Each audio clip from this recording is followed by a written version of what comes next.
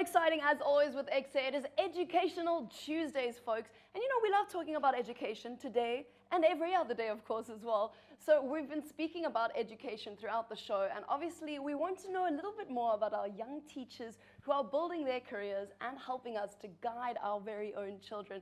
Today, we have the lovely Raechelle Leibrandt, a teacher who will be telling us a little bit about their journey. Welcome to the show. Thank you. How are you feeling? Good. Tired after a long day, but I'm good. A long day of teaching Yes, as well. yeah, No, I can imagine. So, you know, teaching, they always say teachers are the most underpaid career out there because you guys are just doing, you know, you're raising the next generation essentially. So what made you decide, you know what, I think teaching should be my career? What made you sort of make that final decision? Well, my mom's a teacher herself, so I've grown up around schools. She says that before I could even write my name or draw pictures, I was paging through books, ticking, marking. I think it's just in my blood. That's so beautiful, though, to be able to be so certain in your career, you know, that you want to be able to basically change people's lives. Yeah. It's going to be amazing, especially as you get older, seeing your students who go, oh, I remember you from primary school or high school. Now, I think it's tricky. I can't say I have my own kids, but I do have a lot of nieces and nephews. How, as a teacher, do you balance, you know, trying to cater to every child's needs as well as making sure that they're disciplined? You know, it's a tricky sort of tightrope to walk. That is definitely very tricky. The most important thing is to keep them moving, especially as young children. So I am a grade R teacher, so 4 to 5 year olds need to move all the time, or else that energy is just going to burst out. And just take the child as for what they are and not to try and fit them into a box. Yeah. That's such a beautiful thing to say, because I think we've come a long way, you know, since many years ago where teachers were like, no, every child needs to do this and this and this in order to achieve. So as a teacher, I think it's so beautiful that you don't want every child to fit into the box. You know, you want them to be themselves. What would you say your teaching style is?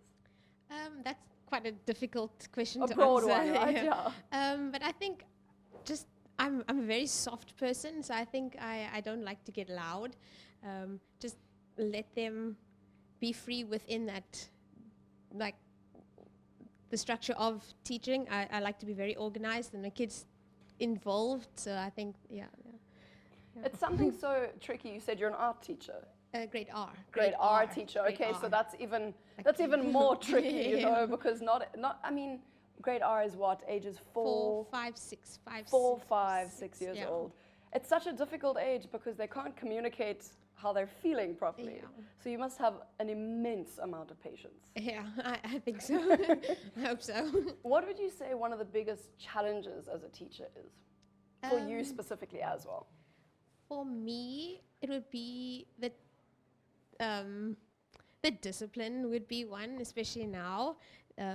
These days, like a lot of kids don't go outside, so to keep them busy and to expose them to things that they've never been exposed to, which is also a reward. But I'd say also just having a big class. That's one of the things now as well, like the size of the classes, but there's challenges in everything in schools. Yeah. But I mean, even with the challenges, you love what you do. Definitely. And I think that's the most important. I've got to admit, I've met some people, you know, roughly my age who are teachers, but they'll say, I don't love the job. Yeah. And that's always a little concerning for me because I'm like, even if you don't love the job, I hope that you still care about the kids and, you know, you care about the lessons that they're going to walk away with at the end of the day. Yeah. What would you say to anybody that's watching at home and is like trying to figure out what they want to do and thinking about teaching? What would you suggest they should look into? Are there any sort of habits they think they can start forming now in order to be a teacher?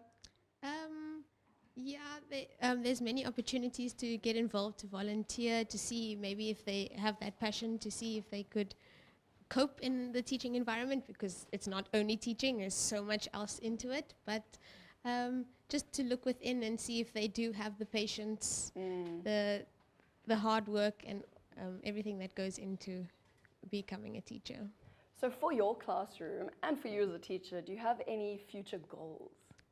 As a future teacher, I would like to work with children and go into occupational therapy to help the children that struggle. But my classroom, to just see them grow and move on to becoming future learners and future leaders of South Africa. Sure, I've got to say, you spoke about going into occupational therapy. Just so you know what you're in for, I was that kid. I was that kid throughout primary school that had so many different OT lessons because I could never sit still. I was always behind. And I've got to say, it does help. You know, it's phenomenal how people find creative ways to help children. Like, what is the problem? Oh, you're distracted. Okay, let's do this. Or you're struggling with reading. Okay, let's do these sort of practices. Now, at the end of the day, I mean, a teacher, you know, as I said earlier, you guys do such phenomenal work. Is there any funny little anecdote, any story that you can share with us that sticks to your mind? Whether it's a good one or a bad one. Like today, I had a child that, yeah, and there's so many stories. It's hard to think on my feet right now. I guess I think I can say one thing that I love seeing is just like when children come to me, like showing the Play-Doh creations that they make, or like the little we had to tear and paste creations, and the one girl made a little cake with the candles out of paper. It was just so cute. So that's like just one thing that like I don't have a story on my mind that I can think, but just those moments are just. Oh, it's just amazing. That's such a beautiful interaction, though, that they care enough about what you think that they're coming to show teacher, you know, this is what I made.